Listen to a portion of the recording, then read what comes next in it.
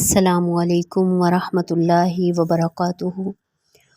اللہم انا نسألک علما نافعا وعملا متقبلا ورزقا طیبا رب اشرح لی صدری ویسر لی امری واحلل عقدۃ من لسانی یفقہوا قولی۔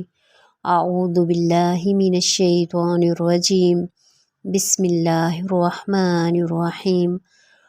وَإِذْ أَخَذْنَا، اور جب ہم نے لیا، مِيثَاقَكُمْ تم سے وعدہ، وَرَفَعْنَا اور ہم نے بلند کیا، فَوْقَكُمُ الطُّورَ تمہارے اوپر طور پہاڑ کو، خُذُوا پکڑو، مَا آتَيْنَاكُمْ جو تم کو دیا، بِقُوَّةٍ مضبوطی کے ساتھ، وَاذْكُرُوا اور یاد کرو، مَا فِيهِ جو اس میں ہے، لَعَلَّكُمْ تَتَّقُونَ تاکہ تم متقی بنو، پرہیزگار بنو۔ ثم تولیتم من بعد ذلک پھر اس کے بعد تم پھر گئے، فلولا فضل اللہ علیکم پھر اگر نہ ہوتا اللہ کا فضل تم پر، ورحمتہ اور اس کی رحمت، لکنتم من الخاسرین البتہ تم ہو جاتے نقصان اٹھانے والے۔ میثاق جو ہے یہ واو سا قاف ہے، اور رفع ورفعنا اور ہم نے بلند کیا، رافع عین ہے، رافع بلند کرنا، تولیتم واو لام یا، رحمتہ را میم ہے، خاسرین خا سین اور را اس کا روٹ ورڈ ہے۔ اور جب ہم نے تم سے میثاق وعدہ لیا، میثاق اس عہد کو کہتے ہیں جو کسی اہم معاملے کے لیے پورے شعور اور پورے احساسی ذمہ داری کے ساتھ باندھا گیا ہو۔ اور ہم نے بلند کیا، ورفعنا اور ہم نے بلند کیا تمہارے اوپر طور پہاڑ کو، پکڑو یعنی اللہ کی کتاب تورات کو، اس کو مضبوطی کے ساتھ، اور جس میں احکامات ہیں اس پر عمل پیرا ہو، اس کو یاد کرو تاکہ تم متقی بن جاؤ، پرہیزگار بن جاؤ۔ بنی اسرائیل کو ان کی تاریخ یاد دلائی جا رہی ہے۔ پہاڑ کو ان کے اوپر سائبان کی طرح تان دیا کہ یہ جیسے ایسے تھا کہ گویا کہ پہاڑ ان کے اوپر گرنے والا ہو۔ اللہ رب العزت فرماتے ہیں کہ پکڑو اس کتاب کو، میثاق اس لیے کہ تم عمل کرو گے، میں تمہیں فضل عطا کروں گا۔ اس کا ذکر سورۃ الاعراف میں تفصیل کے ساتھ ذکر ہوا ہے۔ یہ بہت اہم واقعہ تھا بنی اسرائیل کی تاریخ کے اندر۔ وَاذْكُرُوا مَا فِيهِ اور یاد کرو جو اس میں ہے، یاد کرو مطلب ہے کہ اس پر عمل بھی کرو، لعلکم تتقون مقصد یہ تھا کہ ان کے اندر پرہیزگاری کی صفت پیدا ہو جائے، ان کا کردار ٹھیک ہو جائے، زندگی گزارنے کا ڈھنگ آ جائے۔ سوال یہ پیدا ہوتا ہے کہ لوگوں کو پرہیزگار بنایا جا سکتا ہے زبردستی کہ مانو تورات کو، وگرنہ یہ گر پڑے گا، یعنی جو طور پہاڑ جو ان کے سروں پر کھڑا کیا گیا، ان کے اوپر جو معلق کیا گیا، تو اس طرح یعنی زبردستی ان کو کہا گیا۔ قرآن مجید میں ایک جگہ آتا ہے لا اکراہ فی الدین، دین میں کوئی زبردستی نہیں ہے۔ اکثر لوگ کہہ دیتے ہیں کہ دین میں یہ جو ہے کوئی زبردستی نہیں ہے، کوئی کسی پر زبردستی نہیں کر سکتا۔ کہ یہ مسلمانوں کے لیے ہے؟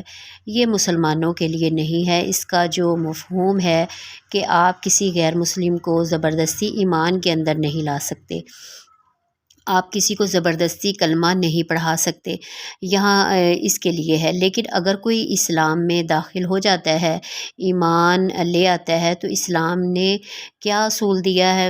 اسلام کا اصول ہے کہ ادخلوا فی السلم کافہ، اسلام میں پورے کے پورے داخل ہو جاؤ۔ جو ایمان لا چکا وہ اللہ کی حاکمیت اور اللہ کے قانون کی بالادستی کو قبول کر لیتا ہے۔ اب اگر اس میں کوتاہی کرے گا یا سرکشی کا رویہ اختیار کرے گا تو ضرور طاقت استعمال کی جائے گی۔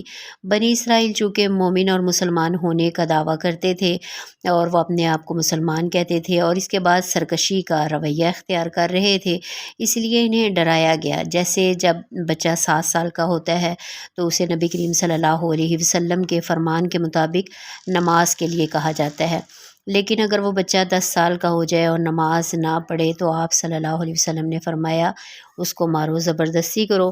شریعت کے اندر احکام پر پابندی کروانا لا اکراہ فی الدین کے زمرے میں نہیں آتا۔ شریعت پر عمل کروانے کے لیے اجتماعی سطح پر جب معاملہ ہو تو قانون کی پاسداری کروانی پڑتی ہے۔ بنی اسرائیل کا جو کردار پیش کیا جا رہا ہے، جو باتیں کی جا رہی ہیں، اس کے آئینے میں ہمیں سمجھایا جا رہا ہے کہ جیسے ان کو کتاب تورات دی، اس طرح تمہیں قرآن دیا ہے، اس کو مضبوطی سے تھام لو۔ جب تم اس کو تھام لو گے تو لعلکم تتقون والا مقصد جو ہے وہ پورا ہو جائے گا، یعنی تم متقی بن جاؤ گے، پرہیزگار بن جاؤ گے۔ آگے اللہ رب العزت فرماتے ہیں ثم تولیتم من بعد ذالک، اللہ تعالیٰ فرما رہے ہیں پھر تم پھر گئے وعدہ کر کے۔ خوف کے عالم میں یہ جو ہے انسانی فطرت ہے کہ خوف میں عالم میں سب مان جاتے ہیں۔ وقت گزرا، رات گئی، بات گئی، جب مصیبتیں، پریشانیاں، زلزلے آتے ہیں تو اللہ جو ہے وہ یاد آتا ہے۔ مشرکین کا بھی اللہ رب العزت نے قرآن میں اس طرح نقشہ کھینچا کہ جب وہ موجوں میں پھنسے ہوتے ہیں تو خالص اللہ کو پکارتے ہیں، جب کنارے پر صحیح سلامت آ جاتے ہیں پھر مشرکانہ روش اختیار کرتے ہیں۔ بنی اسرائیل جو ہے یہ بھی ہٹ درمی میں بہت انتہا جو ہے وہ انتہا تک پہنچے ہوئے تھے کہ اللہ تعالیٰ سے انہوں نے وعدے کیا، وعدے کا خیال پھر نہ رکھا۔ اللہ تعالیٰ فرماتے ہیں فلولا فضل اللہ علیکم ورحمتہ لکنتم من الخاسرین، پھر اگر اللہ کا تم پر فضل نہ ہوتا، اس کی رحمت نہ ہوتی تو تمہارا وجود بھی باقی نہ رہتا۔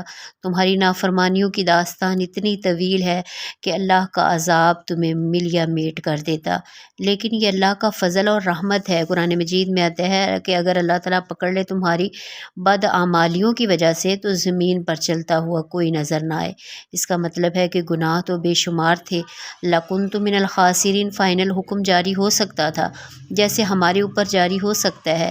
یہ اللہ کا کرم ہے، اللہ کا فضل ہے کہ وہ ہمیں پکڑتا نہیں، وہ ہلاتا ہے، وہ ہمیں جھنجھوڑتا ہے تاکہ تم واپس آ جاؤ، گناہوں سے توبہ کر لو۔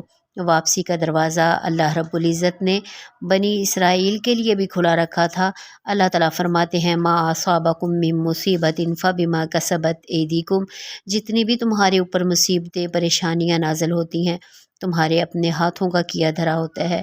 ویعفو عن کثیرا، بہت سارے معاملات تو اللہ تعالیٰ ویسے ہی معاف فرما دیتے ہیں۔ یہ ہے اللہ کا فضل، اس کی رحمت، وگرنہ ہم صبح سے لے کر شام تک کتنے ہی اللہ تعالیٰ کی نافرمانی کے کام کرتے ہیں، اللہ تعالیٰ پکڑتا نہیں، مہلت دیتا رہتا ہے تاکہ یہ واپس آ جائیں۔ وگرنہ اگر اللہ کی پکڑ آ جائے، اللہ تعالیٰ پکڑ لے گناہوں کی وجہ سے، لَكُنْتُم مِّنَ الْخَاسِرِينَ والا معاملہ ہو جاتا کہ ہم البتہ تم نقصان اٹھانے والوں میں سے ہو جاتے۔